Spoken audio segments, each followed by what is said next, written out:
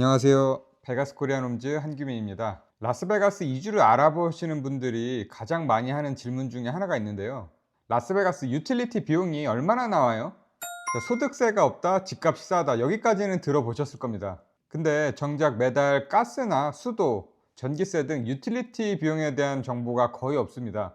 그래서 오늘 제가 직접 준비를 해봤습니다. 인터넷에 떠도는 평균값이 아니라 라스베가스에 실제 거주하는 내 가구의 실제 고지서를 한번 가지고 와봤습니다. 콘도, 타운하우스, 단독주택까지 주거 형태별로 비교를 한번 해드리겠습니다. 그리고 마지막에는 유틸리티 비용 외에 숨은 고정 비용까지 한번 짚어드릴 예정이니까요. 영상 끝까지 시청을 해주시기 바랍니다. 본격적으로 비교하기 전에 이 질문 먼저 한번 하고 넘어가겠습니다.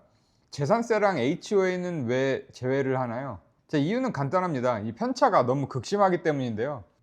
라스베가스는 커뮤니티마다 재산세와 HOA가 천차만별이라서 제외를 하였고, 라스베가스 어디를 살든 비교적 동일한 단가와 체계가 적용이 되는 전기와 가스, 수도, 하수, 쓰레기 이 5가지만 비교를 해봤습니다.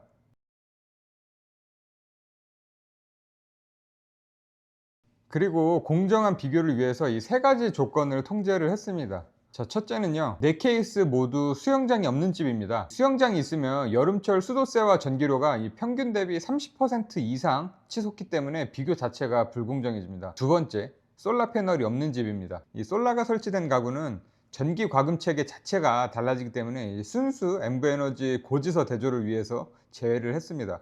자, 그리고 셋째, 조경을 최소화한 집입니다. 라스베가스는 사막 기후라서 잔디 면적이 넓으면 조경 용수로 수도세가 아주 많이 나옵니다. 자, 그리고 참고로 분기별 고지되는 하수와 쓰레기는 월별 균등 배분해서 계산을 했습니다. 자, 그럼 첫 번째 케이스부터 한번 보겠습니다. 자, 케이스 첫 번째는 일반 콘도입니다.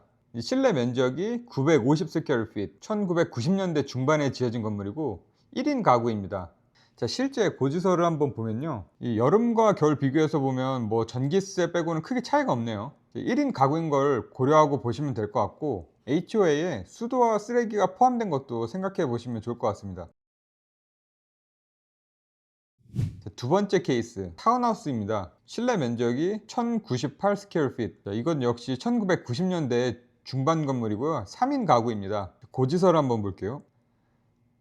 콘도 대비 약 2.5배에서 3배 수준입니다. 이제 물론 3인 가구라는 점, 그리고 전 집에 비해서 면적이 150스퀘어핏 가량 더 크다는 점은 감안하셔야 됩니다. 이 타운하우스 같은 경우에는 물세가 HOA에 포함되어 있어서 HOA가 조금 세네요. 자, 세 번째 단독 주택입니다. 실내 면적이 1609스퀘어핏, 1987년에 지어진 구축 2인 가구입니다.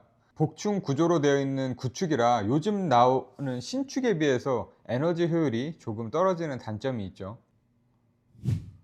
자, 여기서부터 숫자가 확 달라집니다. 자, 여름 전기가 무려 300불입니다. 그리고 겨울에는 전기가 60불로 확 내려옵니다. 이 라스베가스 사시는 분들 중에서는 공감하시는 분들이 꽤 있으실 것 같은데, 이 겨울에 히터 안 트시는 분들이 꽤 많습니다. 사실 이게 라스베가스가 겨울에 부는 바람 때문에 춥지, 이 실내 안에 있으면은 얼어 죽을 정도로 춥진 않거든요. 그래서 저 같은 경우도 최소한으로 난방을 하고 실내에서는 긴팔을 입고 생활을 합니다. 그리고 이 단독주택 같은 경우에는 앞마당 뒷마당 다 데설트 랜드스케이핑으로 조경 용수를 최소화한 케이스라는 거 고려해 주시면 될 것 같고요. 자, 마지막 케이스입니다. 실내 면적이 약 1900스퀘어핏, 1986년식 1인 가구입니다. 이제 세 번째 케이스보다 면적이 300스퀘어핏 가량 더 넓은 구축 주택입니다. 자, 고지서 한번 볼게요. 자, 여기서 이제 눈에 띄는 게 수도세인데 여름에 113불. 자, 1인 가구인데 수도세가 꽤 높죠. 왜냐면 이 집 같은 경우에는 이 뒷마당은 데설트 랜드스케이핑으로 전환을 했지만 이 앞마당 일부가 아직 잔디가 남아있기 때문에 이 앞마당 조경 용수만으로도 자, 이 정도 가격이 나옵니다. 그러니까 이 앞마당, 뒷마당, 거기다 이제 수영장까지 있는 집은 대충 어림잡아도 한 200불에서 300불 정도는 생각하고 계셔야 될 것 같습니다. 자, 네 가지 케이스를 정리를 한번 해보겠습니다. 이 숫자만 보면 콘도나 타운하우스가 압도적으로 유리해 보입니다. 하지만 이 콘도나 타운하우스는 유틸리티비가 저렴한 대신에 HOA가 비쌉니다. 그리고 참고로 제가 소개한 단독주택들의 HOA는 대략 45불 수준입니다.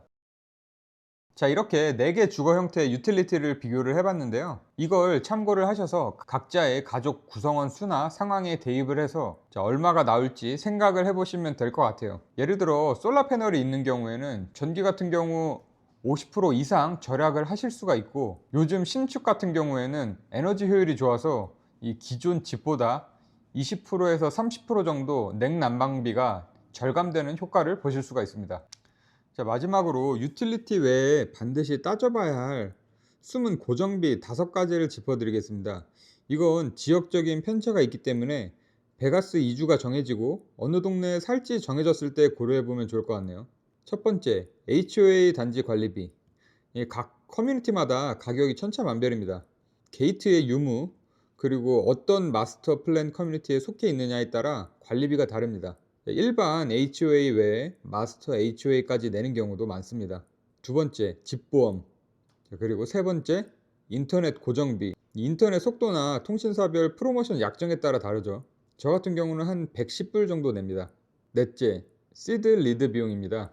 이건 특히 썸머린이나 케이던스, 인스피라다 같은 신개발 지구에 집 구매하실 때 반드시 체크하셔야 되는 부분인데요. 인프라 개발 비용을 바이어들한테 부담하게 하는데 이게 추가로 연 500불에서 1500불 정도 됩니다. 다섯 번째, 연간 재산세입니다. 클락 카운티 기준 감정가의 0.6%에서 1% 전후로 부과가 됩니다. 자, 그리고 여기에는 안 적어놨지만 라스베가스 물에는 미네랄 함량이 높아서 대부분의 단독주택 같은 경우 워러 소프트너를 설치하는 경우가 많은데요. 그래서 워러 소프트너 유지에 필요한 소금 구매 비용도 한번 고려를 해보시면 좋을 것 같아요. 뭐 얼마 하지는 않지만 그래도 대략 연 80불에서 120불 정도는 이제 생각하고 계셔야 됩니다. 자, 오늘 4가지 주거 형태별 유틸리티를 한번 비교를 해봤는데요. 자, 마지막으로 한번 정리를 해보면요. 콘도나 타운하우스는 유틸리티 비용이 아주 저렴하지만 HOA가 비싸고, 이 단독주택 같은 경우에는 HOA가 저렴하지만 유틸리티가 이제 비싼 경우가 많아서 이제 결국 실제 월 유지 비용은 생각보다 비슷할 수 있습니다. 중요한 건 자기 상황에 맞는 주거 형태를 선택을 하는 거고요. 그리고 그걸 선택할 때 유틸리티나 HOA, 재산세, 시드 리드 비용까지 종합적으로 고려해서 따져봐야 한다는 겁니다. 라스베가스 이주나 부동산 관련해서 궁금한 점이 있으시면 이 위에 연락처로 연락을 주시고요. 자, 오늘 영상은 여기까지입니다.